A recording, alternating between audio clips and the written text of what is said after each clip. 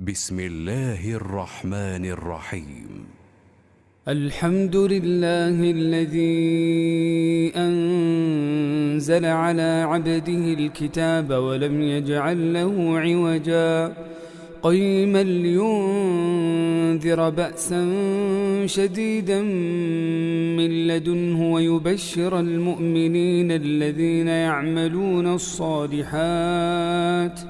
ويبشر المؤمنين الذين يعملون الصالحات أن لهم أجرا حسنا ماكثين فيه أبدا وينذر الذين قالوا اتخذ الله ولدا ما لهم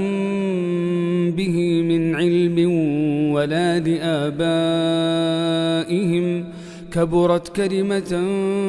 تخرج من أفواههم إن يقولون إلا كذبا فلعلك باخع نفسك على آثارهم إن لم يؤمنوا بهذا الحديث أسفا إنا جعلنا ما على الأرض زينة لها لنبلوهم أيهم أحسن عملا وإنا لجاعلون ما عليها صعيدا جرزا أم حسبت أن أصحاب الكهف والرقيم كانوا من آياتنا عجبا إذ أوى الفتية إلى الكهف فقالوا ربنا آتنا من لدنك رحمة وهيئ لنا من أمرنا رشدا فضربنا على آذانهم في الكهف سنين عددا ثم بعثناهم لنعلم أي الحزبين أحصى لما لبثوا أمدا نحن نقص عليك نبأهم بالحق إنهم فتية آمنوا بربهم وزدناهم هدى وربطنا على قلوبهم إذ قاموا فقالوا ربنا رب السماوات والأرض لن ندعو من دونه إلها لقد قلنا إذا شططا هؤلاء قومنا اتخذوا من دونه آلهة لولا يأتون عليهم بسلطان بين فمن أظلم ممن افترى على الله كذبا وإذ اعتزلتموهم وما يعبدون إلا الله فأووا إلى الكهف ينشر لكم ربكم من رحمته ويهيئ لكم من أمركم مرفقا وترى الشمس إذا طلعت تزاور عن كهفهم ذات اليمين وإذا غربت تقرضهم ذات الشمال وهم في فجوة منه ذلك من آيات الله من يهد الله فهو المهتد ومن يضلل فلن تجد له وليا مرشدا وتحسبهم أيقاظا وهم رقود ونقلبهم ذات اليمين وذات الشمال وكلبهم باسط ذراعيه بالوصيد لو اطلعت عليهم لوليت منهم فرارا ولملئت منهم رعبا وكذلك بعثناهم ليتساءلوا بينهم قال قائل منهم كم لبثتم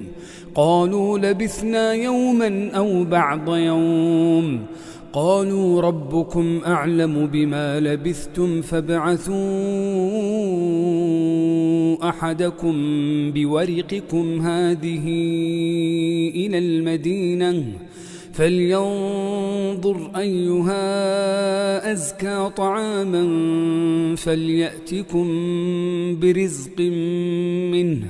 وليتلطف ولا يشعرن بكم أحدا إنهم إن يظهروا عليكم يرجموكم أو يعيدوكم في ملتهم ولن تفلحوا إذن أبدا وكذلك أعثرنا عليهم ليعلموا أن وعد الله حق وأن الساعة لا ريب فيها إذ يتنازعون بينهم أمرهم فقالوا ابنوا عليهم بنيانا ربهم أعلم بهم قال الذين غلبوا على أمرهم لنتخذن عليهم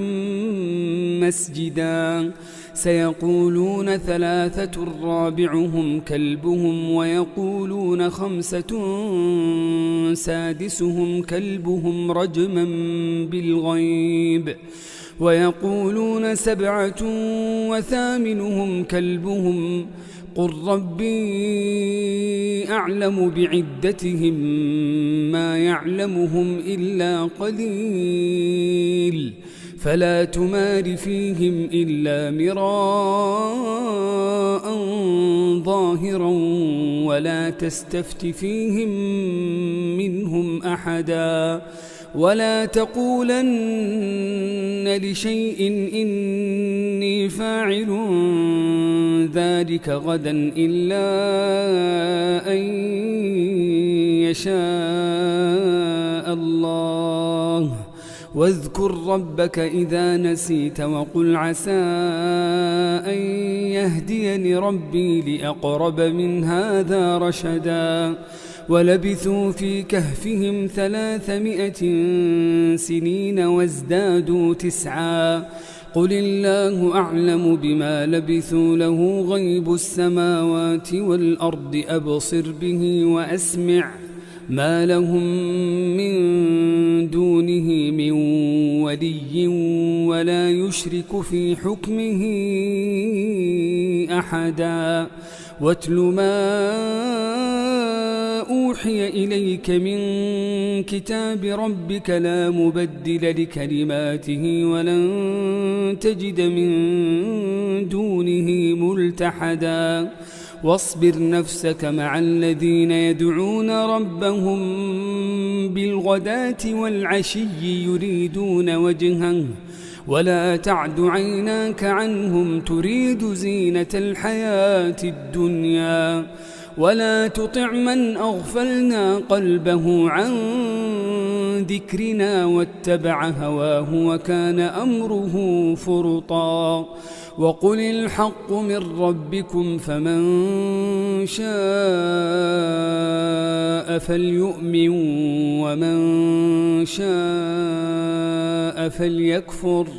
إنا أعتدنا للظالمين نارا أحاط بهم سرادقها وإن يستغيثوا يغاثوا بماء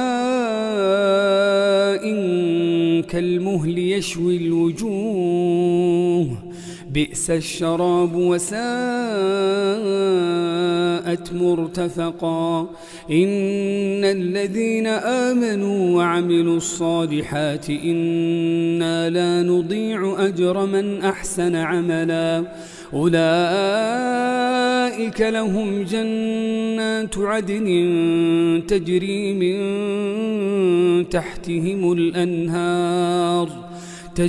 من تحتهم الأنهار يحلون فيها من أساور من ذهب ويلبسون ثيابا خضرا من سندس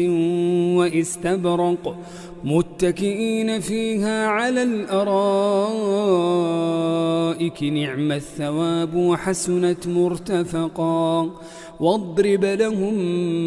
مثل الرجلين جعلنا لأحدهما جنتين من أعناب وحففناهما بنخل وجعلنا بينهما زرعا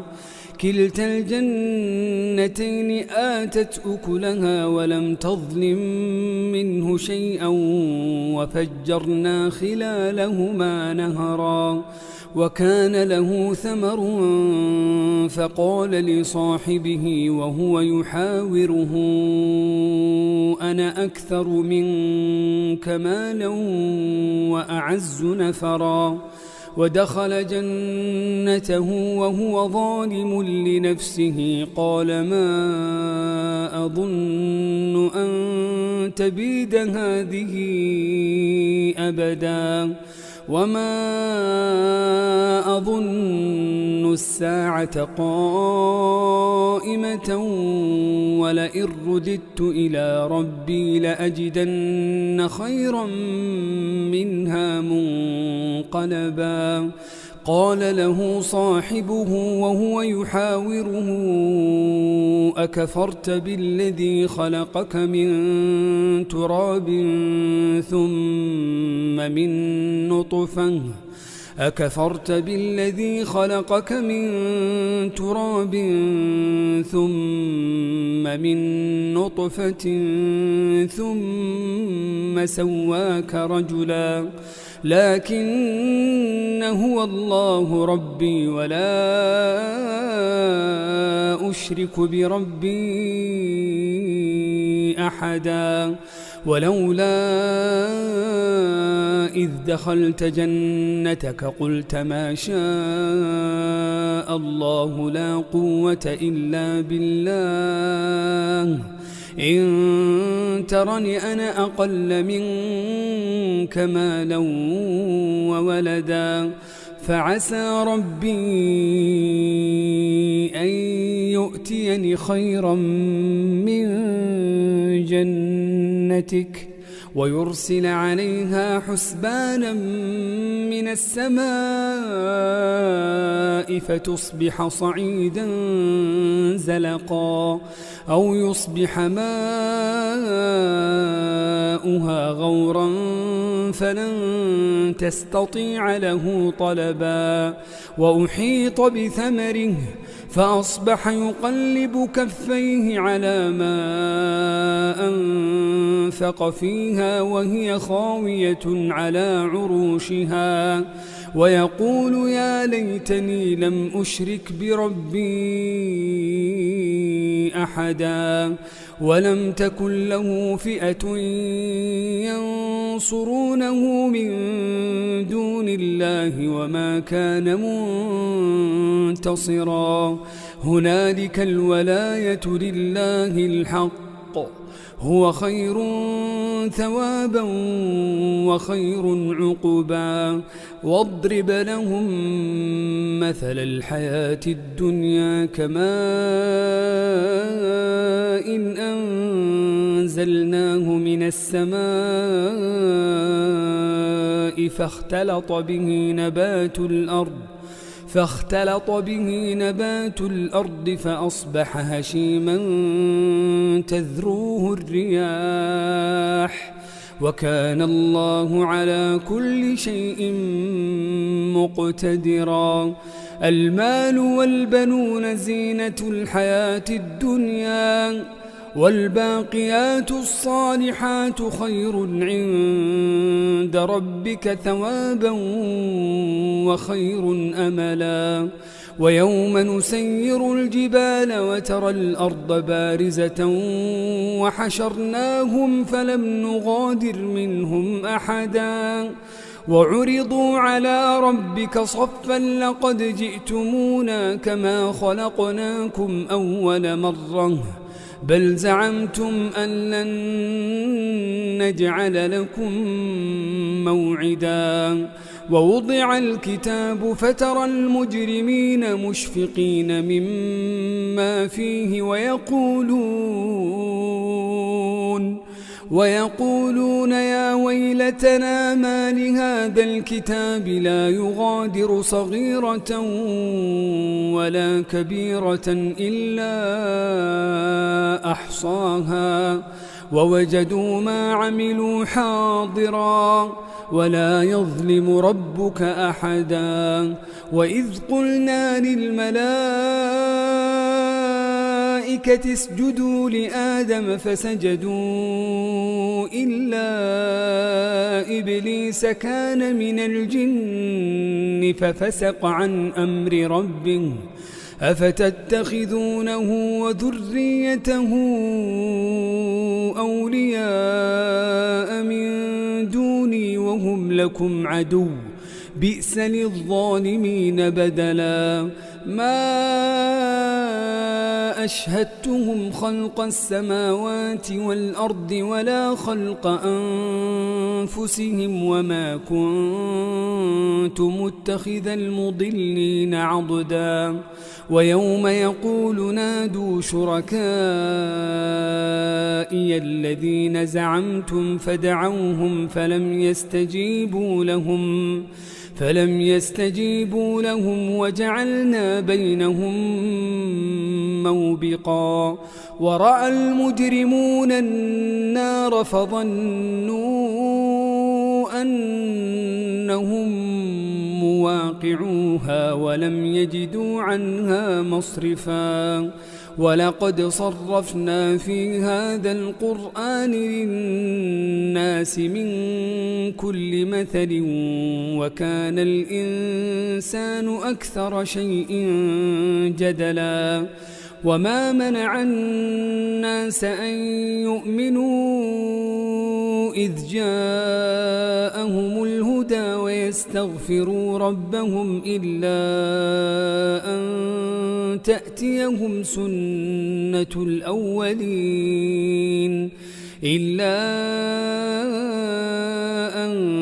تأتيهم سنة الأولين أو يأتيهم العذاب قبلا وما نرسل المرسلين إلا مبشرين ومنذرين ويجادل الذين كفروا بالباطل ليدحضوا به الحق واتخذوا آياتي وما أنذروا هزوا ومن أظلم ممن ذكر بآيات ربه فأعرض عنها ونسي ما قدمت يداه إنا جعلنا على قلوبهم أكنة أن يفقهوه وفي آذانهم وقرا وإن تدعهم إلى الهدى فلن يهتدوا إذن أبدا وربك الغفور ذو الرحمة لو يؤاخذهم بما كسبوا لعجل لهم العذاب بل لهم موعد لن يجدوا من دونه موئلا وتلك القرى أهلكناهم لما ظلموا وجعلنا لمهلكهم موعدا وإذ قال موسى لفتاه لا أبرح حتى أبلغ مجمع البحرين أو أمضي حقبا فلما بلغا مجمع بينهما نسيا حوتهما فاتخذ سبيله في البحر سربا فلما جاوزا قال لفتاه آتنا غداءنا لقد لقينا من سفرنا هذا نصبا قال أرأيت إذ أوينا إلى الصخرة فإني نسيت الحوت وما أنسانيه إلا الشيطان أن أذكره واتخذ سبيله في البحر عجبا قال ذلك ما كنا نبغ فارتدا على آثارهما قصصا فوجدا عبدا من عبادنا آتيناه رحمة من عندنا وعلمناه من لدنا علما. قال له موسى هل أتبعك على أن تعلمني مما علمت رشدا؟ قال إنك لن تستطيع معي صبرا وكيف تصبر على ما لم تحط به خبرا؟ قال ستجدني إن شاء الله صابرا ولا أعصي لك أمرا. قال فإن اتبعتني فلا تسألني عن شيء حتى أحدث لك منه ذكرا. فانطلقا حتى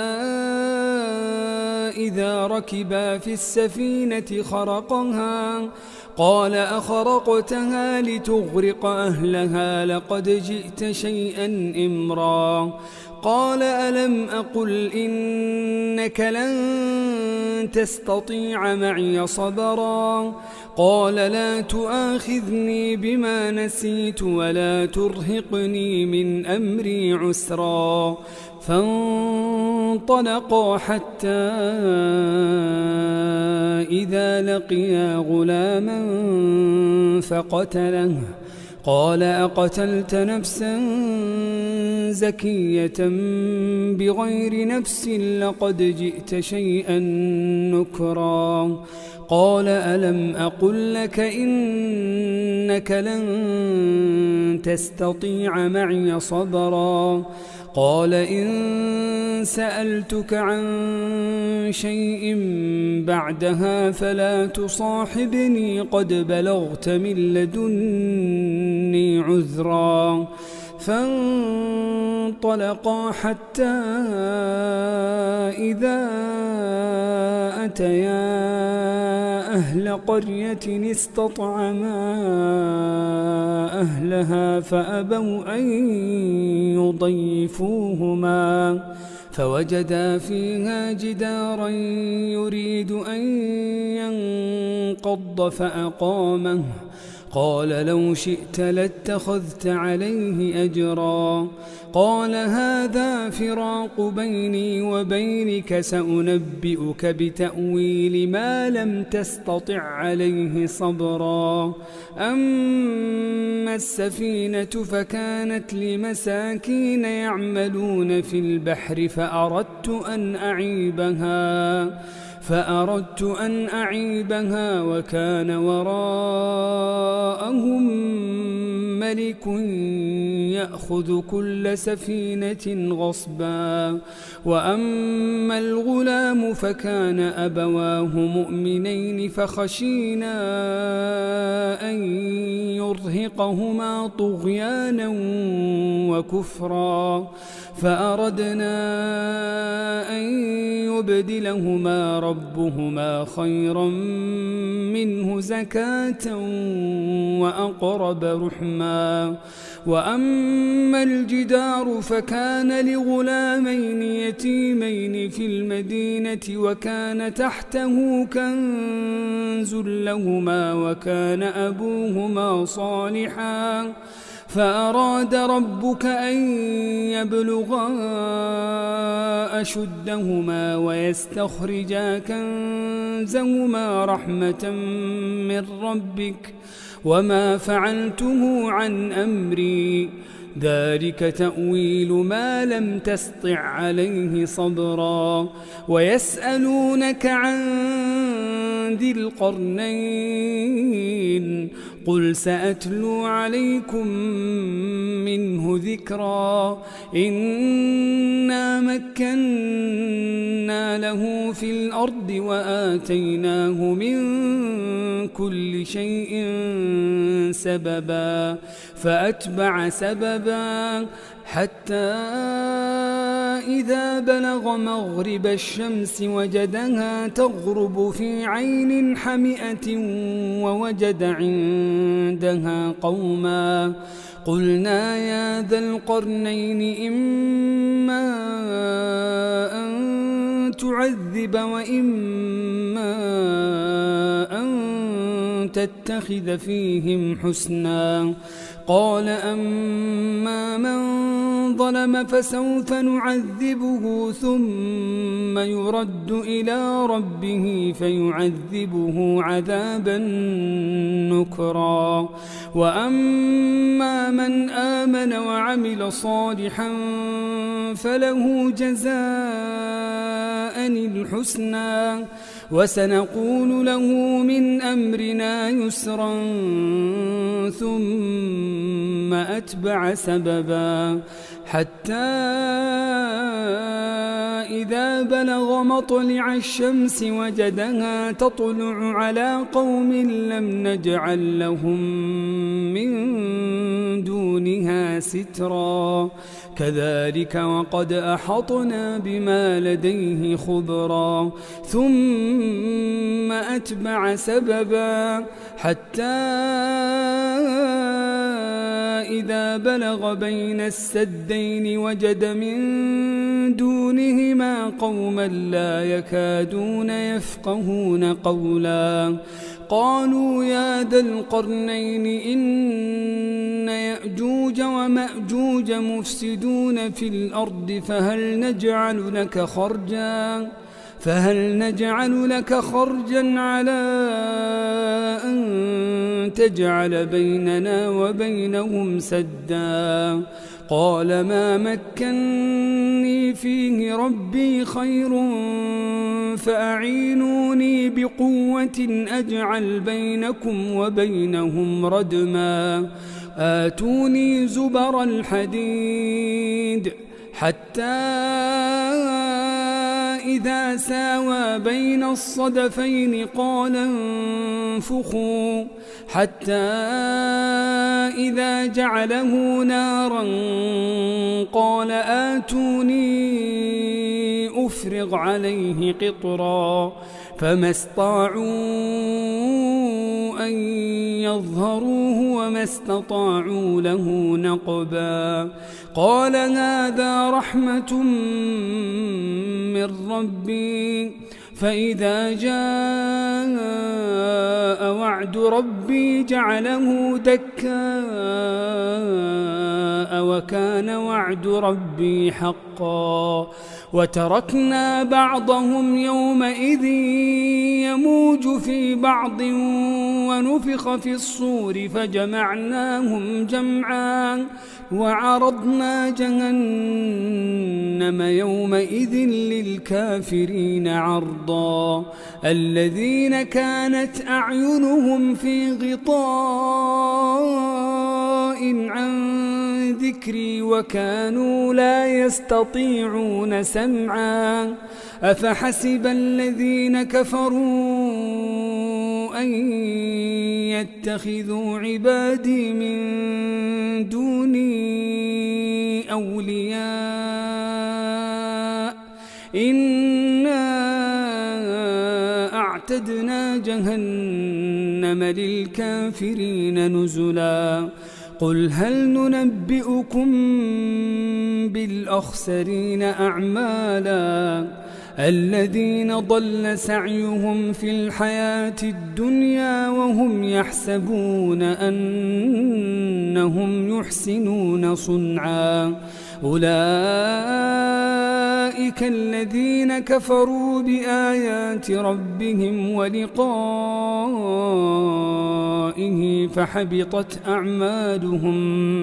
فحبطت أعمالهم فلا نقيم لهم يوم القيامة وزنا. ذلك جزاؤهم جهنم بما كفروا واتخذوا آياتي ورسلي هزوا. إن الذين آمنوا وعملوا الصالحات كانت لهم جنات الفردوس نزلا خالدين فيها لا يبغون عنها حولا. قل لو كان البحر مدادا لكلمات ربي لنفد البحر قبل أن تنفد كلمات ربي لنفد البحر قبل أن تنفد كلمات ربي ولو جئنا بمثله مددا قل إنما أنا بشر مثلكم يوحى إلي أنما إلهكم إله واحد فمن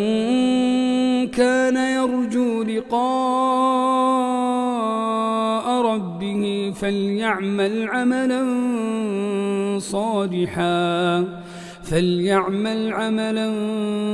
صالحا ولا يشرك بعبادة ربه أحدا.